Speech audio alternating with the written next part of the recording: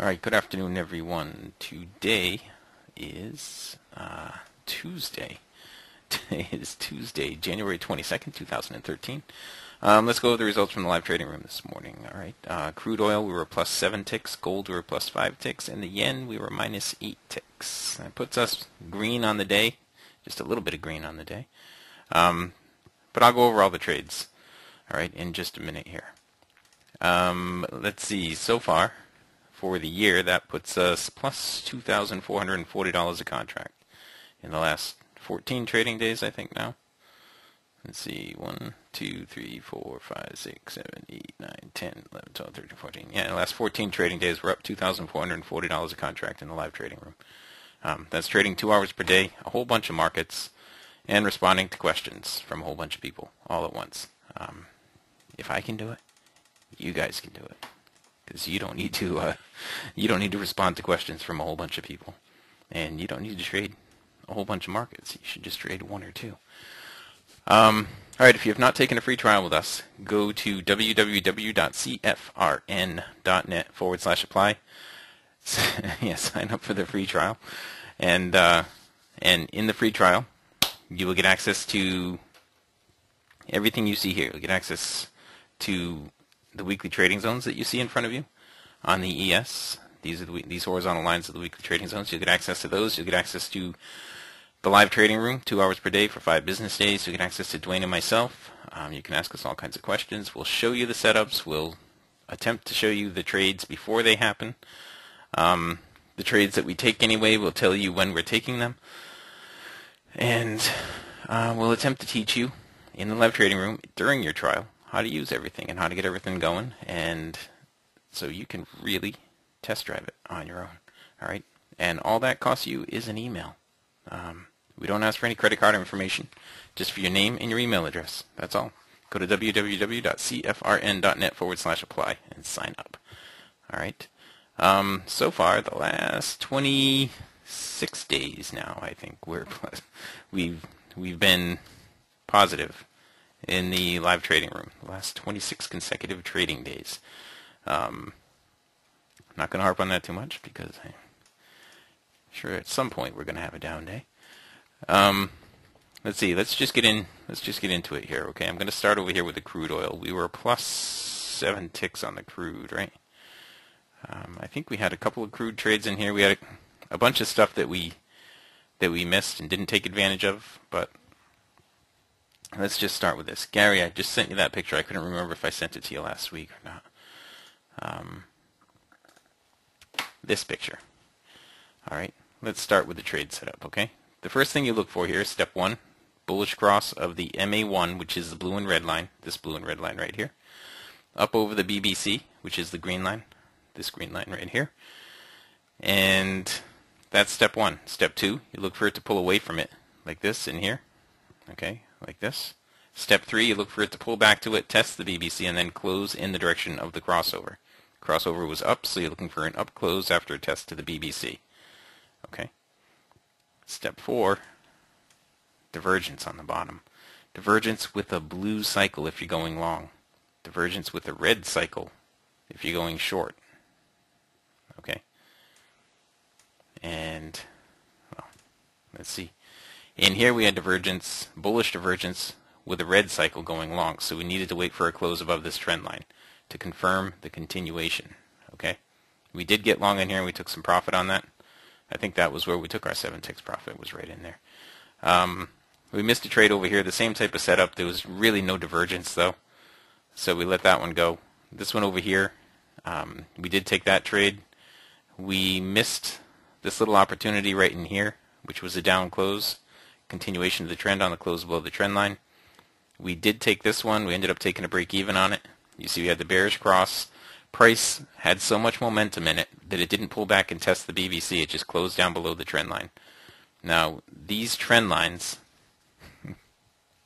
I draw them myself during the market, and I go over in great detail in the members area. And I, even during the live trading room, I think I show how to draw these trend lines. Okay, it's not difficult to do, and you can just eyeball them. Really, you don't really need to draw them, but I draw them for everybody in the room, so you can see when things are closing above or below or anything like that.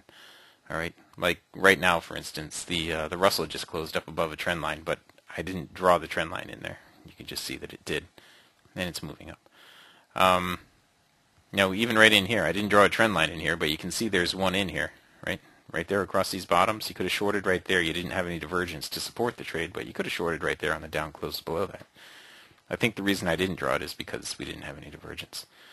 But over here, we're waiting for price to give us an opportunity to short. It went right through the BBC and instead gave us an opportunity to go long right in here. Again, we didn't have any divergence, so there was no opportunity to get long in there for us. We waited and waited and waited and waited. And finally over here, we got long on the crude. On this up close, we missed this one. This is the one we were waiting for, and we missed that one because we went long on gold instead. And we took profit on the gold trade. And in here, we missed the crude trade, so we weren't able to take any profit. We got long on the next opportunity on crude, and once it moved up 4 ticks in our favor, I moved my stop up to break even, and it came back and got me out at break even. We missed this one right in here, and in this one here, we were looking for it to close up above this trend line. It closed at the trend line, then it pulled back down. There was another opportunity right in here. This is all during the break in here now. Okay. Let's see, I see right now, I really don't see anything great happening here. If anything, you could go long on an up close of the current bar. Okay, right there, 67, 96, 67. Not a lot of room for it to move here, and the cycle is in the middle. It's not overbought.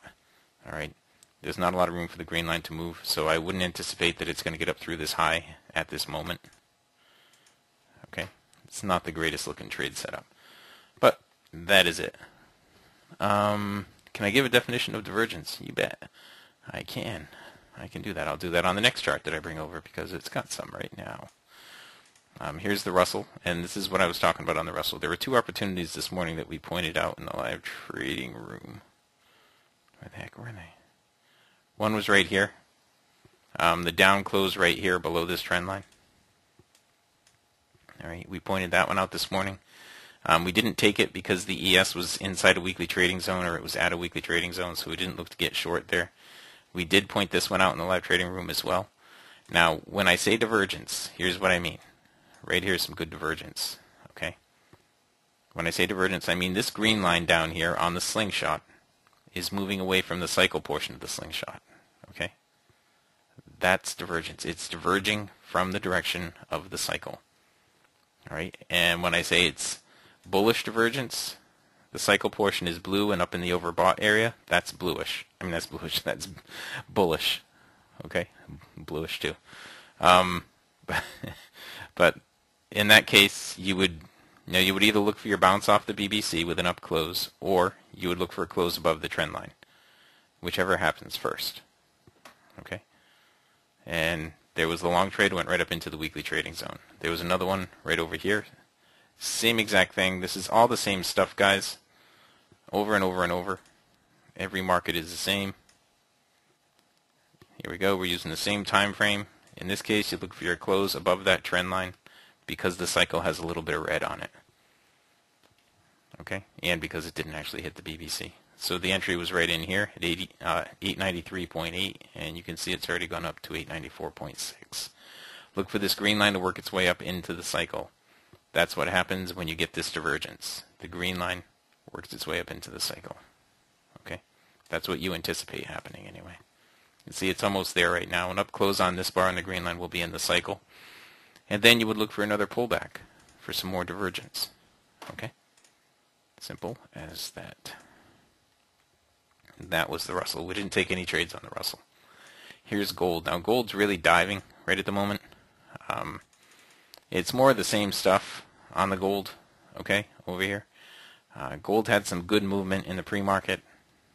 Okay, you see it had some very nice movement here in the pre-market. And once the markets opened up, we missed this first trade. We missed the second trade, though there was no divergence to support the trade here. We took this one, and we ended up getting a break even. Now, this one went 4 or 5 ticks in our favor, and then I moved my stop to break even once we closed above the MA1.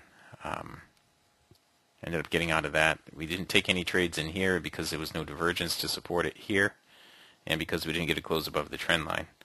over there. In here, what the heck did we do in here? Oh, we shorted gold over here, and we were in this one forever, it seemed like. And I got out of it when the green line got back here. I got out of it at break even. All right, that almost stopped us out several times. Right here, these three tops right here were one tick away from my stop. And speaking of stops, all stops are 8 ticks. Every market, 8 ticks.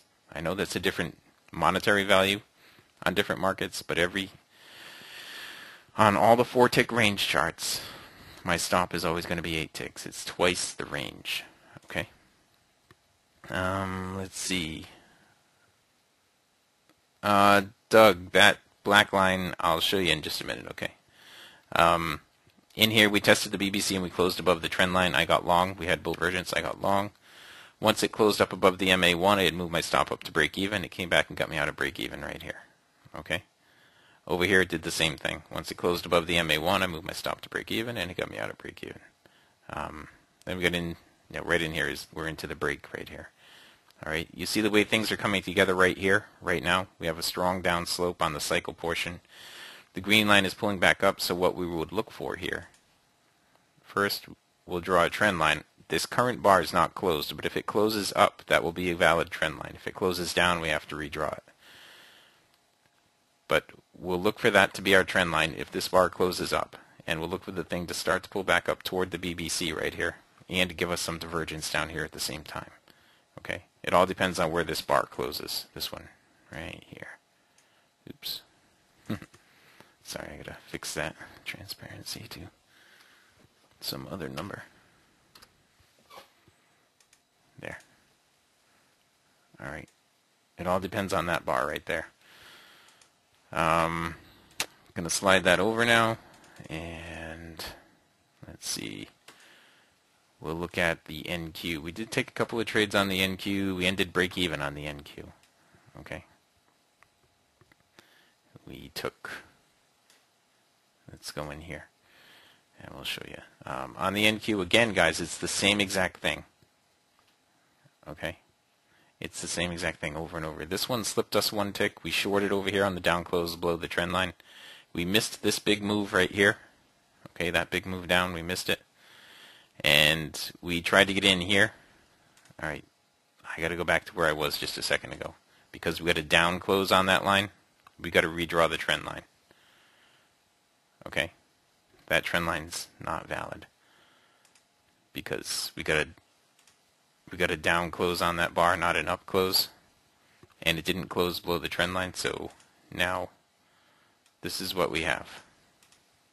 Okay, this bar right here, if it closes above this trend line, it's good. If it closes below it, we can short. Okay, if it closes above it, then we got to redraw the trend line actually, because it's got a lower wick. You see this wick right here? We would have to draw it like that. If it closes down, though, then you can short this. That's gold. All right. That's about how much notice you would get if you were actually taking the trade yourself in the live trading room. I'd say if we get a down close on the current bar on gold, you can short that. We got an up close on it, so we got to redraw that trend line. Okay. So it looks like price is working its way up to the BBC. We have some good bearish divergence here now. That's bearish divergence. Price is working its way up to the BBC. Okay. So I'll just monitor that, and I'll let you know what's going on over there as it happens. Sorry, I keep breaking into everything over here, but it's all the same. Everything is the same. Everything I'm doing from market to market is the same. Okay. This is the NQ. We did get short over here on the NQ. We took back we got 1 tick slip over here, and we ended up, actually I put my stop in the wrong place, and we stopped out at minus a tick. We got it back here, and I think we're at plus 3 ticks. After this right here, we were at break even after this. Now, over here on the gold, back to the gold, we just hit the BBC. We have bearish divergence. So just a down close on this bar right here, we can short the gold. All right, it doesn't have to get below the trend line because we have the divergence. All right. Slide that back off. And over here, same stuff over and over. I stopped out on this one right here. on the NQ. I took a short right here and I stopped out on it. That put us at minus something. I don't know, minus 4. Something like that. Minus 4 or 5, something like that. And then I took a long trade over here and I got it back. Oh, that put us at minus 4, I think. And I took a long trade over here and took 4 ticks profit, and that put us at break even on the NQ. That was pretty much our whole morning on the NQ. All right, then we got into the break period here, and we had nothing. All right, on the ES, let's just look at the ES. I only recommended one thing on the ES this morning, and that was right in here. I only suggested a long trade right in here on this up close with the bullish divergence, and that gave 2 points. Once it gave 2 points and the green line got up into the cycle, I said we should anticipate a pullback right here. And pullback, it did, right down into the weekly trading zone. From there, it went back up. And we didn't have any divergence to support any long trades in here. There was no divergence to support the long trades, but right here, if you were just drawing your trend lines and you were ignoring the slingshot, you could have gotten long right in there, though I would not have done that. Okay? And I wouldn't have recommended anybody else do it. The black line. The black line is this. If you go in here, this is the CFRN. In here, you do CFBL on. Set that to 1, and the black line will show up for you. Okay? CFMA1 on, and that will show up. CFBBC on, and that will show up. So all the lines that you see up here on price are all inside one indicator. They're all wrapped inside one indicator. All right.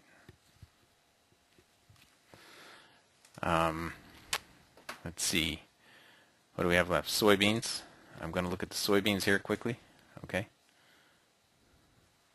Doc, they're all on the website. If you look, I think in the right-hand column on any page on the website. Okay. All right, in the soybeans, that's what you would have been looking at right there. This is what you would have been looking at right here. You have bullish divergence, but you have a red cycle, so you need to close above that trend line. All right. When it opened up here at 10:30, it gave an opportunity right off the open right here for 47.25 up to 49 for 1 3/4 point move up. After that, it moved up pretty strong, moved down pretty strong. Didn't really give any opportunity in there. We didn't have any divergence to support anything until over here. Okay, so there's an opportunity to get long right in there. All right, the gold just closed down. Remember I said all you needed was a down close on that bar, and there it was right there, the down close on that bar. Now, if we get a close down below this trend line and below the black line, and this is important, and this is being recorded, so this is really important for everybody, all the partners even. Look at the distance between the green line and the cycle over here, and look at the distance between the price and the prior swing low. Not much room in there, huh? So if we get down below the black line and the trend line right here, we should get lower than this right here. All right. So the entry on that was up there at 94. We should see it drop down below 93.1. I would say at least down to 92.8. That's what I would look for on that. Okay, on the gold. All right. Doug, are you in the trial right now? I think you are, right? I'll go over that stuff in the trial. Okay.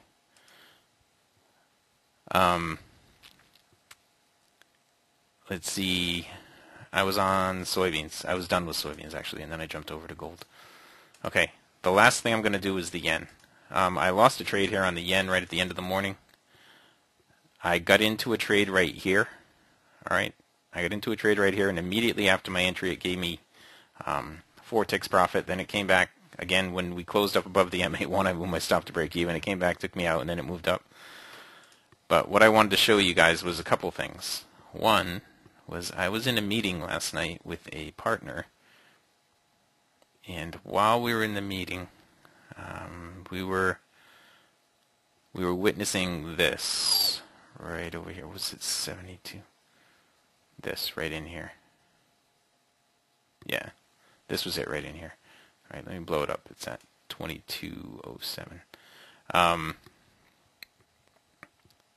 Price had done this during the whole meeting. Price had done this. Okay, it had come down. It tested the BBC and it dropped down. Now, if we bring up that picture again, and this is important, I'm going to take a little time here to go over this.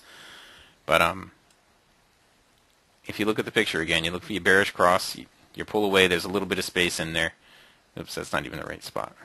In here, there's space in here. You pull back up and test to the BBC, and then you look for your divergence. Okay. So this was 1, 2, 3, 4, right there. Those are all the steps. Okay. So your entry's right there. Now, if you entered on that, great. If you didn't enter on that, and this is what happened because we started our conversation right in here, I think. And when we finally got to looking at the charts, we were over here. And I was explaining how we had the divergence and we were just looking for a close down below this trend line. And if we got the close below the trend line, that was the spot to enter right there at 179. Once we got into it, it dropped from 179 down to 172 in about 20 seconds. Okay, that was it was actually the perfect scenario. And then we watched it pull back up. We were drawing our trend line as it was pulling back up. Okay, drawing our trend line as it was pulling back up. And it got up here to the BBC and it gave a down close. Now we have some bearish divergence here, but we had blue on the cycle, so we needed a close down below the trend line. I know I'm talking fast, but this is all being recorded, so you guys can go watch it again. So we needed a close down below the trend line. We got a down close, but we didn't get a down close below the trend line, so we waited. And then it went right through the BBC, and it started to set up on the long side. Okay, it started to set up right here. There's our trend line there, but we didn't have any divergence for the trade on the long side. Then we waited, and I kept saying, well, now we just have to wait. And it started to set up here on the long side, but we had to wait for our up close. And by the time we got our up close, the black line was below the green line, so we didn't go long. And I said, well, we still have to wait. And we talked a little bit more, and while we were talking, this started to set up right over here. And I believe I said, we don't have any divergence here, so we can't take the short trade. But what I think it's trying to do is it's trying to get down here, back down to 172. And you can see that, well, it really did get back down to 172. But then there was another opportunity right there on the down close. And I don't know if you guys noticed, but look at the time on this. This was last night at about 10:30, 11:30 last night. They had an announcement from the Bank of Japan. Yep. Yeah, and the thing jumped all over the place. It was awesome. From right here at 22:35 to 22:36, all these bars jumped. Okay, and then, well, then I was glued. I was stuck. You know, look here at 22:47, all the way over here to 22:48. Then I was just watching it, and I started trading it. And you can see in here, there was just opportunity after opportunity after opportunity after opportunity after opportunity. And in here, just again and again and again. And this was this was at night. You know, this was at just about midnight. I actually watched it till about 12:30, I think. But when did I stop drawing lines? Yeah, right over here. At about 12:40, I stopped drawing trend lines and looking at it. But I was taking trades in here, not in this account that I took the trades in this morning. Oops, this account that I took the trades in this morning, but a separate account. And then this morning, you know, once the European markets opened up, look at all of this movement. Once the European markets opened up, and guys, I'm just running my mouse over this, but as I look at this, I mean, I see trades everywhere in here, everywhere. There's a trade there. We have divergence the wrong way down here, but it starts going in the right way here, and again in here, and again right there, and again over here.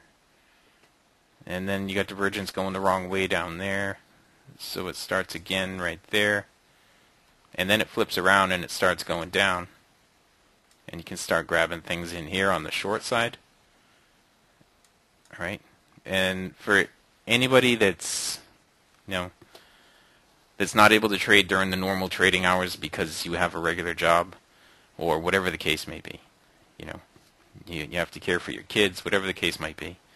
There's, this yen is an active trading market the majority of the day.